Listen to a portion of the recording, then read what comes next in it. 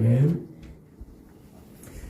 네, 야곱 여섯 번째 우리 강의 시간입니다. 제목을 광야의 직장생활이라고 잡았습니다.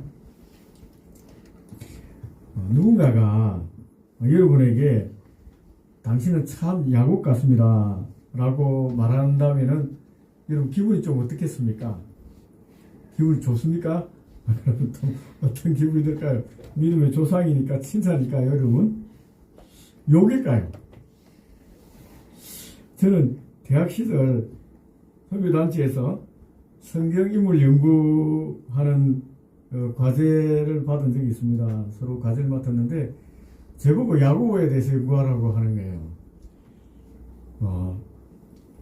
우리 지도하시는 분이 왜 야고보를 제게 맡겼냐 하면은 너는 야곱길과 비슷하니까 야곱 연구 한번 해봐라 이렇게 얘기하는 거예요. 저는 그때 벌떡 뛰며 부인했습니다. 제가 왜 야곱 같냐고, 난 야곱과 다르다 얘기를 했습니다. 근데 이제 제가 연구하면서 느끼는 게 야곱 같은 것 같다라는 생각도 또 했습니다. 목표가 생기면은 물불 가리지 않고 치료하게 일한다는 것, 저와 닮은 것 같습니다. 그러나 야곱이 하는 이 방법들 속이고 속는 그런 것들을 읽으면서 나는 야곱처럼 남의 것을 부당하게 취하지는 않는다 라고 이렇게 생각했어요. 그래서 야곱과 완전히 같지 않다. 저는 정의롭고 의리 있는 사람이라고 생각했습니다. 그러나 말씀을 연구하면 연구할수록 인정할 수밖에 없는 게 있었어요. 겉으로는 정의로운 척 하지만은 큰 돈이 걸린 결정적인 순간 앞에서는 과연 내가 이 정의로운가 하는 진지한 질문을 던지게 됐습니다. 또 남에게 해코지를 당했을 때 보복하고 싶은 마음이 막 일어나는 그런 기질도 보게 되었고요. 또 불의에 타협하려는 본능이 제 안에도 꿈틀거리고 있었다는 것을 발견하게 됐습니다. 그때부터 저는 의식적으로 나는 야곱이 아니다 라고 반응하려고 노력했습니다. 야곱처럼 되면 안 되겠다 라고 생각하고 어떤 갈등 상황일 때는 나는 야곱처럼 행동하지 않겠다 라고 하고 의도적으로 야곱처럼 행동을 하지 않았습니다. 나는 야곱과 다르다는 걸 증명하기 위해서 계속 그렇게 노력을 하고 있습니다. 그렇게 해온 것 같습니다. 이것도 야곱의 기질인가 모르겠습니다.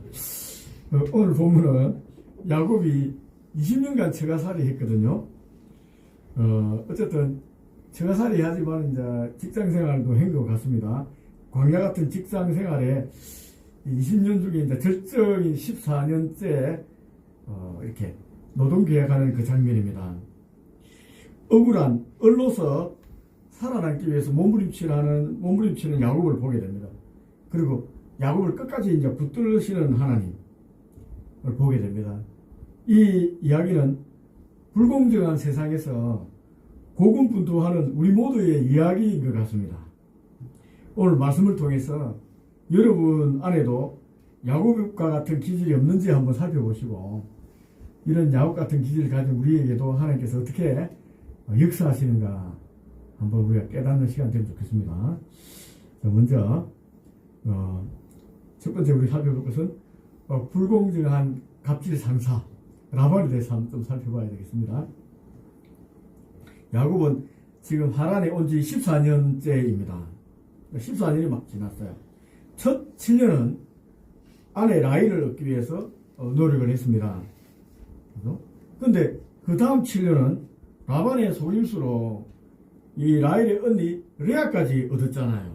그래서 레아를 얻기 위해서 또 14년간 노동을 한 거예요. 그러니까 무임금으로 노동한 겁니다. 대가는 뭡니까? 아내 라헬, 레아를 얻는 거죠. 그러니까 아내 둘 얻는 거 외에는 대가가 없는 거예요.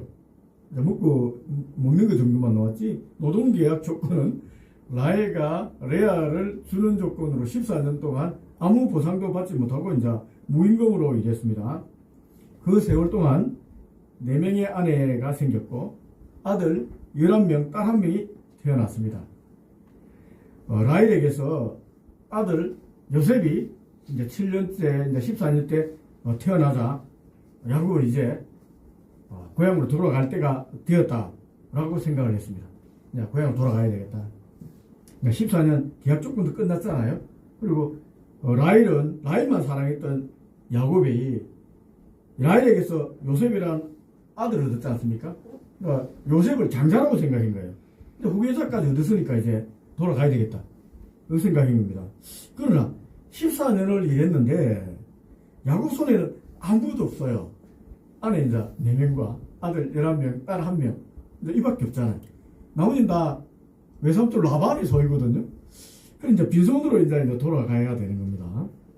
800km 넘게 먼 길을 아내 넷, 자녀 12과 함께 가려면 낙타도 좀 있어야 되고 양식도 있어야 되고 하인도 좀 필요합니다. 아무리 열심히 일했어도 모든 것은 장인의 소유였어요. 그러니까 얼마나 서러움이 좀 깊었겠습니까? 야곱은 라반의 욕심을 잘 알고 있었습니다. 그냥 떠나겠다고 선언하는 대신에 약간의 협상의 여지를 남겨두었습니다. 라반에게 찾아가서 이제 고향으로 돌아가겠다라고 얘기한 거예요. 이 말은 내가 고향으로 돌아가려고 하니까 14년 노동 조건이 끝났으니까 이제 어떻게 할 거냐 이제 잘 물어본 거예요. 말하고 우리 보통 이렇게 하면 되잖아요. 나 이제 14년 일 다 했으니까 고향으로 갑니다. 외삼촌 빠이빠이 하고 갑니다. 그냥 갈 건데 가지 않고 은근히 잘 얘기를 한 거예요. 그러자 라반이 말합니다. 27절 28절 보면은 여호와께서 너로 말미암아 내게 복 주신 줄을 내가 깨달았노니 내 품삯을 정하라. 내가 그것을 주리라. 지금까지 품삯을 안 줬다는 거잖아요. 야곱 덕에 부자가 된 것을 알면서도 그동안 수고했다. 한몫 챙겨가라. 하지 않았습니다. 여러분, 야곱이 누구입니까? 사위입니다. 사위. 그러니까 사위가 14년도 빼빠져 일해갖고 이 가문을 일으켜줬잖아요. 그러면 수고했다. 이제 데리고 내가 한몫 챙겨줄 테니까 고향에 가라. 네 체면도 있으니까. 이렇게 말해야 정상적인 장인어른 아닐까요? 여러분. 그런데 그 얘기 싹 빼먹고 끝까지 주인이 종을 부리는 말투로 합니다. 내 품삯을 정하라라는 거예요. 야곱은 이 순간을 이미 예상하고 있었습니다. 라반이 거부할 수 없는 조건을 제시한 것입니다. 32절입니다. 오늘 내가 야곱 외삼촌의 양떼에 두루 다니면서 그 양 중에 아롱진 것과 점 있는 것과 검은 것을 가려내며 또 염소 중에 점 있는 것과 아롱진 것을 가려내리니 이 같은 것이 내 품삯이 되리이다. 이것을 품삯으로 달라는 거예요. 이제 얼마 우리 월급처럼 정하지 않고 이 아롱진과 다롱진 양과 염소가 태어나면 내게 되게 해달라고 이렇게 얘기한 거예요. 라반이 이제 얼마나 비싼 사람입니까? 머리가 돌아갑니다. 주판을 계산하면 계산이 두드립니다. 아니 이런 바보 같은 조카가 어디 있어? 양은 대부분 흰색입니다. 아롱지고 검은 것은 아주 극히 드뭅니다. 유전적으로 열등한 것이거든요. 그러니까 4대1 비율로 날까 말까 하는 그런 겁니다. 흔쾌히 동의했습니다. 라반은. 그리고 그날로 조금이라도 점 있는 것은 사흘길을 떼서 자기 아들들에게 맡겨버립니다. 그러니까 이 가능성을 거의 없애버리려고 한 거죠. 물론 이 유전 공학을 모르니까 흰색이라도 이 검은색 유전자가 있겠죠. 그런데 일단 검은 것이 없는 것들, 아롱인 것들은 다 자기 아들들에게 맡기고 사흘길이나 떼어 놓았습니다. 야곱의 성공 가능성을 처음부터 이제 없애버리려고 한 것입니다. 장인이 그렇게 한 겁니다. 이게 세상입니다. 아무리 우리가 열심히 일해도 세상의 라반은 정당한 대가를 주려하지 않고 어떻게 하든지 착취하려고 합니다. 회사나 사업을 하도 이런 라반들 많이 만나게 되어 있습니다. 상사들 중에도 이런 사람 많습니다. 어쨌든 라반에게 이런 사람이었습니다. 이런 장인이었습니다. 두 번째, 이제 야곱의 이제 몸부림을 한번 보겠습니다. 이런 라반에 대해 14년 동안 잘 알았잖아요. 이제 야곱도 사기꾼 기질이 대단하거든요. 이제 이 라반과 승부를 해야 되거든요. 라반은 어떻게 하든지 몸부림쳐서 자기 재산을 좀 만들어야 되잖아요. 이 기막힌 상황에서 야곱은 이제 어떻게 합니까? 포기하지 않습니다. 그는 버드나무, 할구나무, 신풍나무 껍질을 벗겨서 흰 무늬를 낸 가지를 물구유 앞에 세워 놓았습니다. 양들이 그 앞에서 교미하면 아름진 새끼가 태어날 것이라는 아마 고대 근동 민간 주술적인 속설을 의지한 것 같습니다. 이 경험적으로 자기가 뭔가 이렇게 깨달은 것 같습니다. 또한 튼튼한 양이 새끼 뱀에는 이 구유 앞에 늘 이렇게 나뭇가지를 세운 거예요. 약한 양이 뱀에는 치워버렸습니다. 그러니까 실한 것들은 아롱진 것들이 태어나고 다롱진 것이 태어나고 약한 것들은 흰색으로 태어나는 거예요. 그러니까 점점 어떻게 되겠습니까? 이 야곱의 재산이 자꾸 불어나는 거예요. 이 장면을 한번 상상해 보기 바랍니다. 겨울가에 나뭇가지를 꼽아두고 흔들면서 이제 외칩니다. 주님, 아롱이 태어나게 해주세요. 다롱이 태어나게 해주세요. 막 흔들새끼는 거예요. 양들이 임신할, 염소가 임신하면은 구유 앞에 서서 막 흔드는 거예요. 주야, 주야, 아롱이, 다롱이 하면서 막 이제 이렇게 외칩니다. 그럼 희한하게 이제 아롱이, 다롱이 태어나는 거예요. 이 14년을 억울하게 당한 사람이 인간적인 모든 수단을 총동원하여 이 처절하고도 이제 간절하게 이제 외치는 모습입니다, 여러분. 정말 여러분 기도로 생각하면 됩니다. 아롱이 다롱이. 결과는 명백했습니다. 43절 보십시오. 43절. 이에 그 사람이 매우 번창하여 양떼와 노비와 낙타와 나귀가 많았더라. 이 사람이 이제 야곱이거든요. 하나님께서 이 기도하는 대로 막 들어줬다는 거예요. 부자가 됐다는 거예요. 그렇다면 여러분, 야곱이 부자가 된 것은 이 나뭇가지 덕분이었을까요? 하나님 덕분이었을까요? 한번 잘 생각해 보기 바랍니다.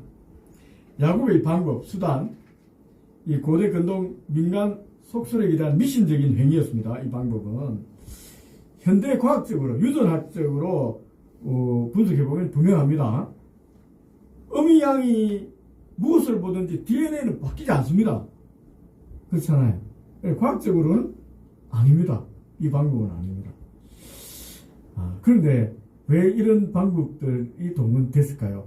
그냥 이렇게 야곱의 말대로 꿈에 하나님 가르쳐준 방법일까요? 안 그러면 이런 고대 민간 주술적인 방법이 있을까요, 여러분? 어떻게 생각합니까, 여러분? 오래 사셨지 않습니까? 이제 이런 정도의 경험을 있지 않겠습니까? 저는 이런 경험이 조금 있습니다. 제 셋째 숙모가 제 사촌 동생을 임신했을 때입니다. 여자 셋째 숙모가 저희 집이 이제 할머니가 있었고 하니까 우리 집에서 이제 몸돌이하고 임신했을 때 좀 지어 먹는 적이 있었어요. 그때 제 방을 조금 이제 이렇게 섰거든요. 제가 이제 좀 어둔한 방이 하나 있는데 제 방에 있었는데 제 방에 이제 그때 이제 빨간 가구가 있었어요. 빨간 거. 그 앞에서 이제 잠을 자는 거예요. 그 임신하고 오래 잠을 잤는데 딱 애가 이제 딸인데 태어났습니다. 제 여동생이 사촌 태어났는데 여기 머리 이마에 이제 동전만 하는 게 빨간 게 딱 이렇게 빨갛게 이렇게 딱 떴어요. 이마에 이제 정확하게 이제 기가 기합니다. 정확하게 빨간 거. 내가 왜 빨갛지? 진짜 저도 어렸지만 정말 신기했어. 그러니까 저희 할머니 말이 가구가 빨갰어요. 빨간 거 보고 이제 임신해서 했다. 여러분 이게 참 어떤 해석인가 어려진 우리 할머니의 해석입니다. 근데 사실 빨간 게 낫잖아요, 그죠? 그리고 이제 물론 자라면서 없어졌습니다. 병원 가도 이유를 모르겠대요. 그러니까 우리 할머니는 두 번도 안 하고 여기 빨간 가구 옆에서 이렇게 임신하고 자꾸 쳐다봐서 이게 흔적을 하겠다 이 얘기합니다. 어떻게 생각합니까, 여러분? 이제 이걸 모성 각인 효과를 합니다. 이제 임신한 중에 이제 모성이 이제 엄마가 이제 본 그대로 각인된다는 거죠. 이게 이제 이런 효과가 있다고 하거든요. 근데 이거는 과학적으로 증명되는 건 아닙니다. 여러분. 저는 이 이야기를 야곱의 나뭇가지 효과가 있었다는 증거로 제가 이 셋째 승모 이야기를 한 거 아닙니다. 아닙니다. 드린 거 아닙니다. 오히려 반대입니다. 야곱의 방법이 미신적이었음에도 불구하고 하나님은 그 어리석은 몸부림을 불쌍히 여겨서 이렇게 초자연적으로 개입하셨다는 거예요. 이게 다 미신적인 건데, 이제 그럴 수도 있고 안 그럴 수도 있는데, 개입했다는 거예요. 야곱의 방법이 틀렸기 때문에 역설적으로 하나님의 은혜가 더 크게 빛나는 겁니다. 여러분, 우리도 이제 아롱이 다롱이 맞는다고 나뭇가지 벗겨갖고 막 흔들어 보면 증명이 될 거 아니에요. 이게 안 되거든요. 제 생각에 성경을 있는 그대로 믿는 우리의 믿음의 선배들이라든지 사람들 중에 이렇게 해본 사람이 있을 겁니다. 흔들어 제끼는 사람이 있을 겁니다. 그러나 그런다고 이제 되지는 않아요. 그런데도 야곱이 했을 때 됐다는 겁니다. 이거는 하나님께서 개입하셨다는 거예요. 진짜 성공의 비결은 창세기 31장에 드러난 31장 12절입니다. 라반이 네게 행한 모든 것을 내가 보았다. 이렇게 한 구절이 있습니다. 하나님께서 라반이 너무 악하니까 하나님께서 개입하신 거예요. 라반이 품삯을 10번이나 속였다고 31장 7절에서 야곱이 그때 얘기하거든요. 하나님 그때 야곱의 편이 돼서 그걸 빈털털이 돌아가지 않도록 지켜주신 겁니다. 예, 하나님께 다 세시고 계신 거예요. 10번 품삯을 할 때, 야, 이 몇 마리 계셔갖고, 하나님께 다 찾아준 겁니다, 이게. 여기서 우리가 이제 중요한 신학적인 어떤 긴장을 조금 만나게 됩니다. 야곱은 미신적인 방법을 썼습니다, 여러분. 그러나 동시에 불가능해 보이는 상황에서 포기하지 않고 자신이 할 수 있는 최선의 노력을 다했습니다. 하나님의 주권은 인간의 노력을 이제 대체하지는 않습니다. 하나님 우리가 할 건 우리가 해야 된다는 거죠. 오히려 인간의 그 노력 위에도 임하는 거예요. 노력 위에. 중요한 것은 방법의 완전함이 아니라 끝까지 하나님의 약속을 붙든 방향성에 있다는 것입니다. 여러분. 우리가 인간적으로 방법적으로 좀 어리석어 좀 못할 수 있지만 하나님을 향한 순전함이 있다면 하나님께서 우리 실수조차도 사용해서 역사할 수 있다는 거죠. 왜? 이 방향성은 맞잖아요. 야곱이 팥죽 한 그릇으로 장자의 명분 뺐다고 아버지 이상 눈이 어두운 거 소개하면서 축복 뺐더랬지만 그 방법적으로는 사실 군장할 건 아니지만 그 방향성 하나는 하나님을 향한 간절함이잖아요. 이런 방향성이 하나님께서 역사하는 거예요. 그리고 그 인간의 노력 이것도 하나님께서 불쌍히 위해서 사용하실 수도 있는 것입니다. 하나님은 야곱의 술수를 승인한 건 아닙니다. 야곱의 부족함에도 불구하고 하나님 당신의 언약을 이루어 가셨다는 것입니다. 그게 중요한 겁니다. 그렇다면 왜 성경은 이 이야기를 이렇게 기록해 놓았을까요, 여러분? 두 가지를 보여주기 위해서입니다. 첫째는 야곱의 한계입니다. 그는 여전히 자기 방식으로 문제를 해결하고 하려고 하고 있어요. 흔들고 제끼는 거. 할 수 있는 건 다 해보는 거죠. 아직 완성되지 않은 거예요. 둘째는 그럼에도 불구하고 일하시는 하나님 은혜입니다.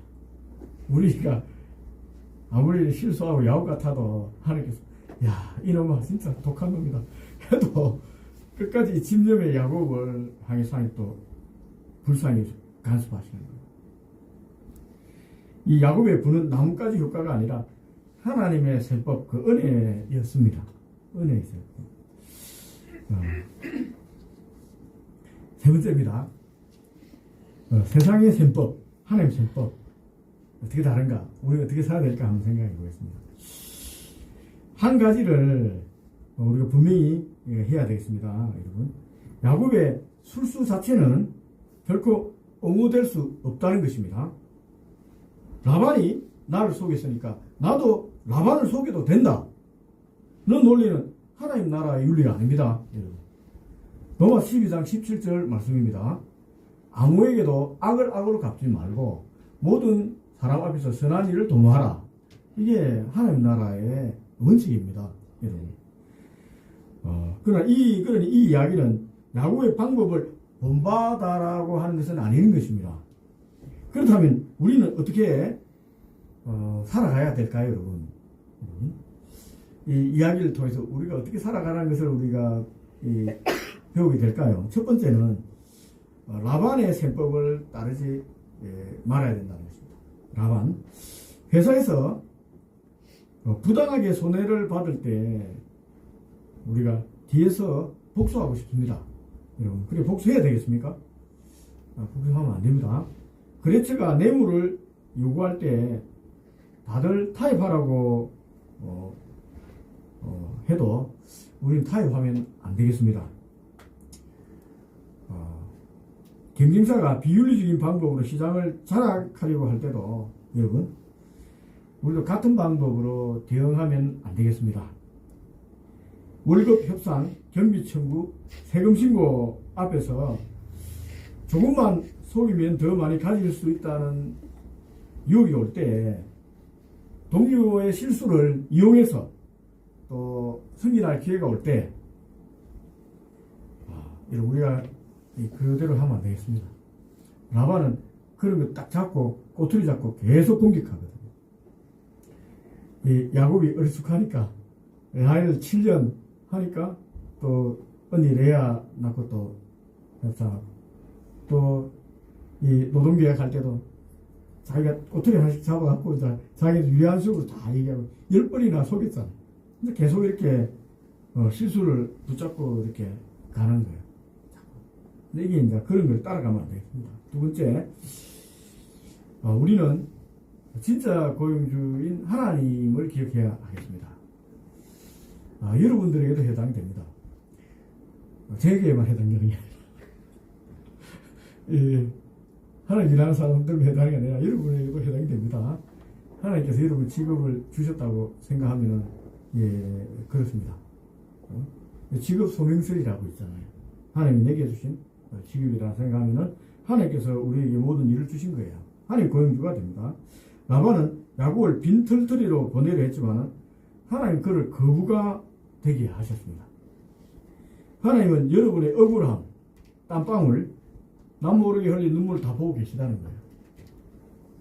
사람에게 인정받으려고 너무 애쓰지 마십시오. 하나님께서 결제하시면 세상이 막을 수가 없습니다. 하나님께 결제를 받으면 됩니다. 처음 된 자가 나중 되고 나중 된 자가 또 처음 됩니다. 세 번째, 하나님께서 물질의 책임도 지신다는 믿음을 좀 가지면 좋겠습니다. 정직하게 살면 손해가 됩니까? 손해 볼 것 같습니까?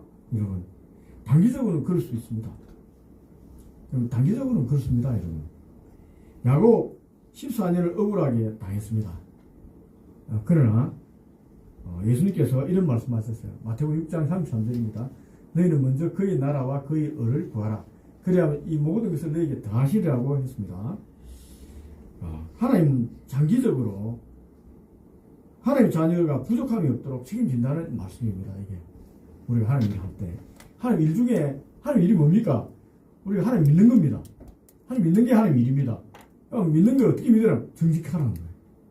세상에서 그리고 서로 사랑하고 서로 섬기고, 이게 하나님 일입니다.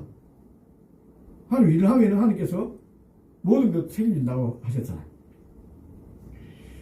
여기서 우리는 솔직히 묻습니다.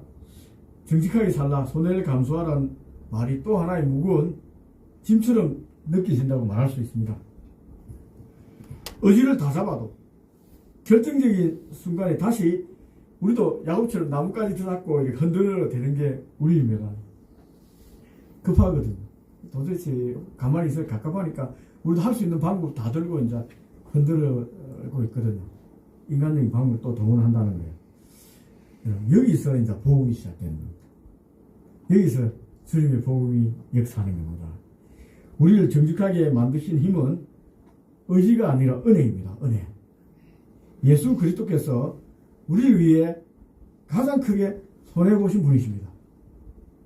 영광의 보좌를 내려놓고 십자가의 모든 것을 다 이루셨습니다. 그분이 먼저 손해를 보셨기 때문에 우리는 그분의 은혜를 받으면은 이제 손해가 두렵지 않은 거예요. 정직은 더 이상 비상한 결단이 있어야 할 수 있는 게 아니라 당연히 할 수 있는 겁니다. 주님의 십자가의 은혜를 아는 사람은 여러분 정직하게 하는 거 어렵죠. 그냥 하는 거예요. 그렇지 않으면 비상한 결단을 해야 됩니다. 진짜 비상한 결단을 해야 됩니다. 그러니까 그때 은혜가 필요한 거예요. 우리 교회 기독교는 은혜의 종교입니다. 여러분 얼마나 어려운지 모릅니다. 이렇게 움켜잡은 건 내놓기 얼마나 어렵습니까? 진짜 어렵습니다. 그러니까 이 야곱 같은 사람도 이렇게 하나님 은혜 받으고 내려놓거든요. 우리도 마찬가지입니다. 하나님 은혜가 있으면 됩니다.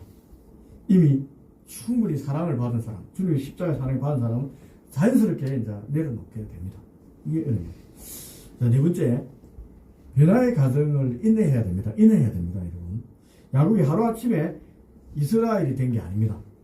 야복 강가에서 하나님 만난 그 후에 이제 변화되었는데 계속 변화되기 시작하는 거예요. 우리도 마찬가지입니다. 물질 시험, 또 직장의 시험, 자존감의 시험 반복해서 옵니다. 야곱의 기질이 아닌 이스라엘의 성품으로 반응하는 연습이 필요합니다. 이거 계속 옵니다. 계속 옵니다. 실패해도 괜찮습니다. 여러분. 하나님은 야곱을 끝까지 놓지 않으셨습니다. 우리도 끝까지 놓지 않을 겁니다. 그리스도 안에 우리는 이미 이스라엘로 변화된 거예요. 주님이 믿음으로 그렇게 변화시킬 거고 주님 안에 있다는 것은 우리가 변화된다는 것입니다. 이제 그 정체성대로 살아가는 훈련을 우리가 감당하겠다고 결단하면 그 나아가면 되는 겁니다. 그러니까 주님 안에 있으면 된다는 거예요. 이게 제일 중요한 겁니다. 방해도 주님 안에 방하면 되고 눈물로 실패해도 주님 안에 있으면 됩니다. 주님 안에. 그거는 우리가 실패가 아닙니다. 말씀을 정리하겠습니다. 혹시 지금 여러분 손에도 야곱의 나뭇가지가 들려있지 않습니까? 야, 이 스펙만 쌓으면, 이 인맥만 잡으면, 이 정보만 있으면 하면서 하나님보다 더 의지하는 세상의 수단들 말입니다. 그런 거 있지 않습니까? 하나님 오늘 말씀하십니다. 야곱아, 네가 부자가 된 것은 그 나뭇가지 때문이 아니다. 내가 너와 함께 했기 때문이다. 이게 중요합니다. 하나님 함께 부르는 거예요. 때가 있습니다. 이스라엘의 복은 단순한 물질적 번영이 아닙니다. 하나님과 얼굴을 맞대며 교제하며 그분의 임재 안에서 사는 것입니다. 이 관계의 복입니다. 그리고 그 복은 야곱의 방법으로 얻어지는 것이 아니라 야곱의 부족함에도 불구하고 하나님께서 일방적으로 주신 은혜로 말미암는 것입니다. 오늘도 광야 같은 직장 생활 또 사업장으로 나아가신 여러분, 내일부터 나아가겠네요. 라반 같은 상사가 있고 또 고객 때문에 또 이따가 낙심하지 마시기 바랍니다. 여러분, 넓은 사람이 있습니다. 그리스도 안에 계시면 됩니다. 하나님께서 여러분 다 피할 길을 내시고 또 놀라운 또 역전의 하나님의 은혜가 있습니다. 성령의 능력으로 날마다 새롭게 되기 바랍니다. 하나님만 놓치지 않는다면 여러분 반드시 이스라엘의 복을 얻게 될 것입니다. 기도하겠습니다.